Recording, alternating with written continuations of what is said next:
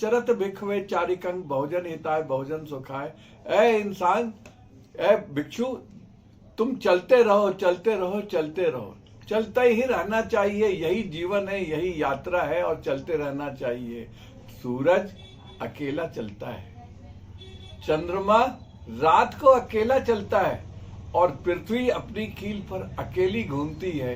तो ये जो बुद्ध है, सूर्य के भीतर हम बुद्ध को देख सकते हैं, चंद्रमा में हम अपने बुद्ध को देख सकते हैं, पृथ्वी में भी हम बुद्ध को देख सकते हैं कि चरत भिक्षवे चारिकं, चलते रहो चलते रहो चलते रहो। और परिवर्तन जीवन का एक बहुत बड़ी जरूरत है। सभी साथियों को सुभाष बौद्ध की ओर से क्रांतिकारी नमो बुद्ध है, जय भीम। साथियों, आज हमारे आवास पर पूज्य बनते अमर ज्योति जी आए हुए हैं, जिनसे आज हम चर्चा करेंगे और वो चर्चा होंगी इन कुछ पर्वों को लेकर, कुछ बुद्ध की वाणी को लेकर और भी सामाजिक जो बातें हैं उनको लेकर। तो मैं आपसे रूबरू कराने के लिए जाऊंगा। लेकिन क्या अंतर है बुद्ध में और सम्यक बुद्ध में? अंतर है कि जितने भी 27 बुद्ध हुए, उन्होंने परम बोधि प्राप्त करने के बाद उन्होंने अपना परिनिर्वाण प्राप्त कर लिया। उन्होंने संसार को कुछ दिया नहीं। एकमात्र यही बुद्ध है, सम्यक संबुद्ध, जिन्होंने ज्ञान प्राप्त करके फिर वो थे ब्रह्मा सहम्पति। उन्होंने कहा कि आपको परम बोधि प्राप्त हो गई तो अब इसे आप बांटिए भी तो सही। जो आपने शहद, जो अमृत चखा है, उस अमृत को दुनिया भी तो चखे। इसलिए उन्होंने प्रचार किया, इसलिए उनको सम्यक संबुद्ध कहते हैं। पहली बात तो यह है कि जैसे मेरे पिताजी का नाम था शोभाराम। अब मुझे कहीं लिखा पढ़ी होगा तो मैं क्या उसमें ये लिखूं कि शोभाराम ऐसा करते थे, शोभाराम ऐसा करते थे? थोड़ा सा तो सम्मान पूर्वक नाम डालना चाहिए या नहीं डालना जी। तो हम कहते हैं श्रीमान, स्वर्गीय या माननीय, आदरणीय लिखते हैं ना। तो ऐसे ही बुद्ध के लिए भी लिखना चाहिए। जैसे लिखा गया है पहले, Lord Buddha and his Dhamma. Lord का मतलब क्या होता है? भगवान। लॉर्ड का मतलब ही यही होता है, लॉर्ड। तो इसलिए बुद्ध, भगवान और ईश्वर, इसमें जमीन और आसमान का अंतर है। ईश्वर उसे कहते हैं जिसने सृष्टि का निर्माण किया, तथाकथित। लेकिन बुद्ध, ये भगवान, उसे कहते हैं जिसने अपने भीतर राग और द्वेष को समाप्त कर लिया। भग रागो भग दोषो भग मोहो इति भगवा। जिसके राग और द्वेष, घृणा, तृष्णा, मोह, सारी तृष्णाओं का जिसने दलन कर लिया, उसको भगवान कह सकते हैं। इसमें कोई बुराई नहीं है अगर कोई व्यक्ति अगर भगवान कहता है, सम्यक संबुद्ध कहते हैं। अंतर आ गया है। जैसे के राहुल ने जो किताब लिखी थी, मैंने बड़ा भारी विरोध किया था उनका जी। वो ये कि बुद्ध भगवान नहीं थे उनको, और उनका कहना इसलिए सही है क्योंकि उन्होंने अभी तक भगवानों की एक लिस्ट पढ़ी है। भगवान शब्द जो है भाग्यवान से बना है। भाग्यवान वो है जिसको संसार जिसको पूछता हो, मानता हो, भाग्यशाली। और भगवान शब्द 5 भूतों से बना है शब्द, वो तो आप जानते ही। भा मने भूमि, ग मने गगन, अ मने अनल और न मने नीर। मंत्री जी, जब इतनी सारी बात चर्चा हो ही रही है तो एक विषय और आया है जो अभी निकल के गया है। जिसको हम दीप दानोत्सव, जो बौद्ध लोग तथाकथित तरीके से मना रहे हैं, और तथाकथित तरीके से ही जो हिंदू वर्ण व्यवस्था वाले लोग हैं वो भी मनाते हैं दीपावली के नाम से।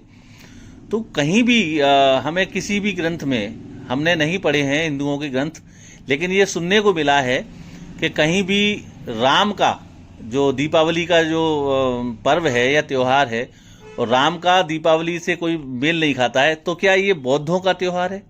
ये किसका त्योहार है? किस तरह से मनाया जाता है? बौद्धों का ही त्योहार है। और ये त्योहार जो बौद्धों का कहलाता है, इसके साथ पहला तो यह कि कपिलवस्तु पहली बार सिद्धार्थ गौतम बुद्ध पहली बार कपिलवस्तु गए थे, इसलिए उनको हम लोग पूरी कपिलवस्तु सजी हुई थी, एक खूब अच्छी तरह से अलंकृत और सजी हुई थी, इसलिए हम लोग उसको मानते हैं। दूसरा, सम्राट अशोक भी, उन्होंने जब 84 लाख बुद्ध विहार बनाए थे उन्होंने, तो उस उपलक्ष्य पर भी होता है ये। वैसे मैं आपको बता दूं, हमारे यहाँ प्रतिमाओं का जब से चलन हुआ है, भले ही वो बुद्ध की ही मूर्तियां हों, तब से अज्ञान की उत्तरोत्तर वृद्धि हुई है।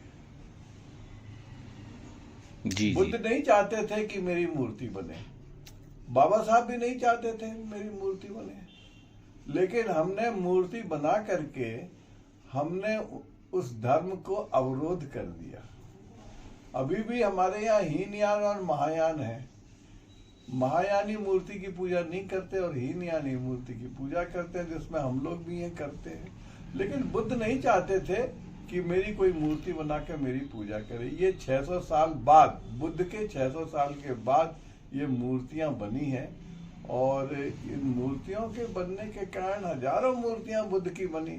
उसको देख के ब्रह्मा विष्णु महेश इन्होंने भी नकल करके उन्होंने भी हजारों मूर्तियां वो विकृत किए हुए हैं। बुद्ध की ही मूर्ति को विकृत करके उन्होंने ये सब रूप दिए हैं। के धर्म को थोड़ा सा विकृत तो महायानियों ने किया है। कुछ जो मत है बुद्धिस्टों का, वो ये मत है कि ये जो पर्व है, ये उत्सव है, ये बौद्धों का नहीं है, क्योंकि इसमें कहीं भी हमें किसी भी ग्रंथ में, जो बौद्ध ग्रंथ हैं, त्रिपिटक, विनय पिटक है, त्रिपिटक है, कहीं भी कोई भी इतिहास में के पन्नों में हमें दीपदानोत्सव का कोई भी जिक्र नहीं मिलता है। इसलिए ये पर्व हम बौद्धों को नहीं मनाना चाहिए। इसमें जो विरोधाभास होता है आपस में बौद्धों के अंदर, वो आखिर कब तक इसका निपटारा हो पाएगा कि ये बौद्धों का पर्व है या नहीं। बुद्ध का दीप से बड़ा संबंध है। आत्मदीपो भव कहा है, तो आत्मदीपो भव तो खुशियां तो मनाई जाती हैं, और उस समय जरूर खुशियां मनाई होंगी जब पहली बार बुद्ध अपने राज्य में पहुंचे होंगे, इसलिए दीप तो जलाए ही होंगे, इसलिए ये ठीक है। लेकिन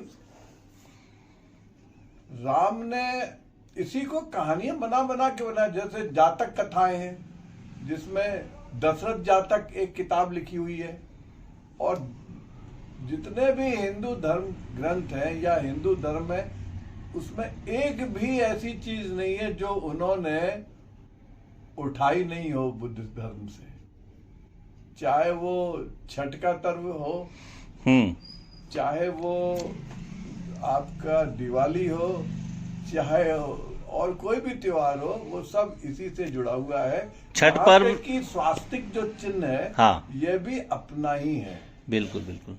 बंते जी, जैसे छठ पर्व जो अभी बिहार में ही चल रहा है, सबसे ज्यादा बिहार में ही क्यों? हाँ। तो इसका कहीं ना कहीं बौद्धों से भी, बौद्धों के अस्तित्व से जुड़ा हुआ है ये।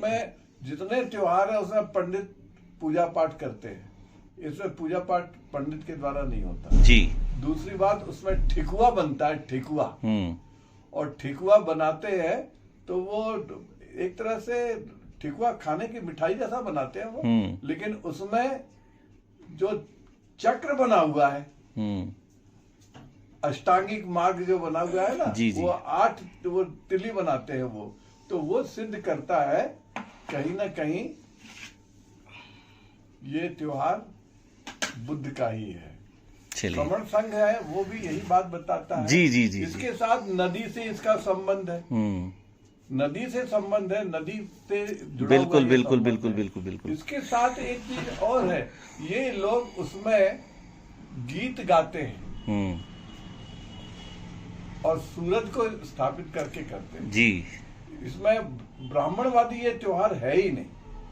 लेकिन अक्सर करके ब्राह्मणवादियों ने इसको भी विकृत करके और अपनी जो संस्कृति है उसमें समावेश कर लिया है इसका। वो तो खैर ये बहुत लंबी चर्चाएं होंगी और लंबी चर्चाएं होने के बाद ही बनते जी भगवान बुद्ध ने, तथागत सम्यक संबुद्ध ने जो अपनी वाणी लास्ट समय पे, जो अंतिम समय पे उन्होंने कहा है कि अपदीपो भव, इसका मायने कुछ लोग अलग अपने स्तर से बताते हैं, लेकिन मैं जानना चाहता हूं कि उन्होंने ऐसा क्यों कहा अपदीपो भव।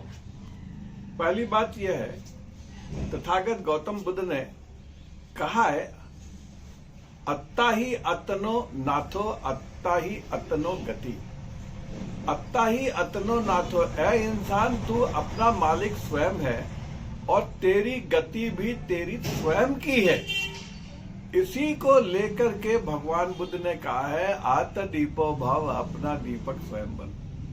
इस पर चर्चा करना मैं ये चाहूंगा, सभी दर्शकों को बताना चाहूंगा कि आत्म दीपो भव, अपना दीपक स्वयं बन। तुझे किसी की गुलामी नहीं करनी है, तुझे किसी की मतलब किसी के पीछे नहीं चलना है। भगवान बुद्ध ने ये जो संदेश दिया है, अपना प्रकाश खुद होना चाहिए। 2500 साल पहले भगवान बुद्ध ने कहा था, ऐ इंसान तू अपना रोशनी में चलियो, दूसरे की रोशनी में मत चलो। और 2500 साल पहले उन्होंने कहा था सूरज के पास अपनी रोशनी है, चंद्रमा के पास अपनी रोशनी नहीं है। और चंद्रमा जो चमकता है, स्निग्ध उसकी रोशनी होती है। इसका कारण है कि सूरज से उधार लेकर के चंद्रमा चमकता है। 2500 साल पहले भगवान बुद्ध के पास ऐसा कौन सा टेलीस्कोप था जिससे उन्होंने जान लिया कि चंद्रमा के पास अपनी रोशनी नहीं है, सूर्य के पास ही अपनी रोशनी है। इसलिए यहां पर मैं बताना चाहूंगा कि अत्तदीपो भव का मतलब है कि आदमी अपना मालिक स्वयं है और अपने द्वारा ही वह संचालित है, और भाग्य, पुनर्जन्म ये सब कोई चीज नहीं है।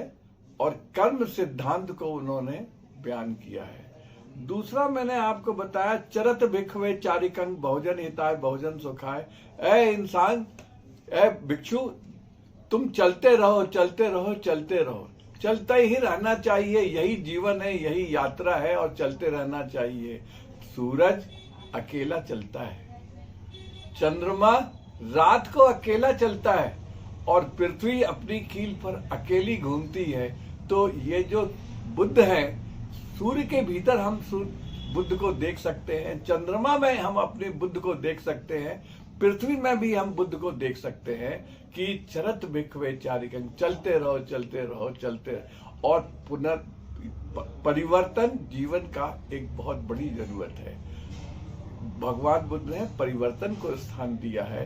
प्रत्येक क्षण परिवर्तन हो रहा है, हर क्षण परिवर्तन हो रहा है। बुद्ध के ये उपदेश है।